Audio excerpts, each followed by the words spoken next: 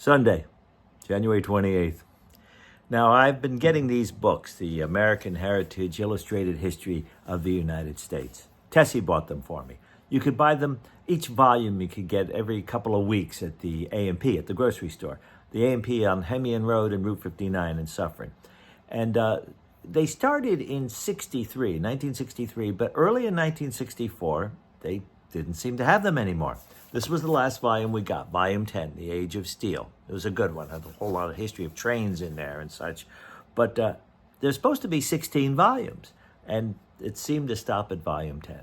So Tessie talked to the manager at the store, and he said he had no idea. They just, come, and he puts them on the shelf, and he sells them, and suggested that she talk to the people at American Heritage. And she did that. She wrote letters to American Heritage Magazine that publishes the books, and to Dell Publishing in Manhattan, and she heard nothing.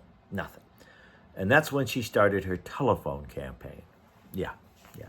It had to be calls made during working hours, and Tessie works at Letterly Lab in Pearl River, so she called from there during her lunch hour. Every day she'd make a few more calls, trying to track down who to talk to. Now, my mom, Tessie, was head secretary at maintenance in Letterly, so she was very familiar with hearing bull crap on the phone.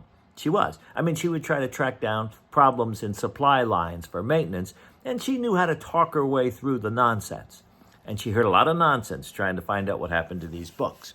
And then one night at supper table, she says, "Well, I talked to Robert Aythorne today, and he's going to look into the problem." And Walt said, "Who's Robert Aythorne?" "Well, he's the head writer, the publisher, the main author of the whole series, Walter." See, here's his name right here. See, right here. See, that's Robert Aythorne. And you can see he's from University of Colorado. Walt said, "How'd you get a hold of him?" She said, "Well, University of Colorado. I called him right there. I tracked him down." And he talked to you? "Well, yes, he did. He received a call from American Cyanamid, Letterly Laboratory in Pearl River, New York." "You told him that's who you were?" "Walter, I was calling from my desk at work, so I had every right to say that's who I was." "All right. What'd you tell him?" "I told him that at Letterly we had over 1,000 parents who were buying this series for their children, and now they can't because they're not selling them anymore."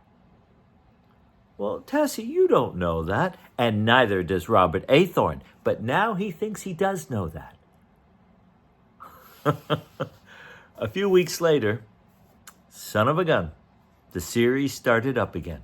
See, this was volume 11. This is the next volume, The Gilded Age. We'll talk about this one tomorrow. Oh boy. See you then.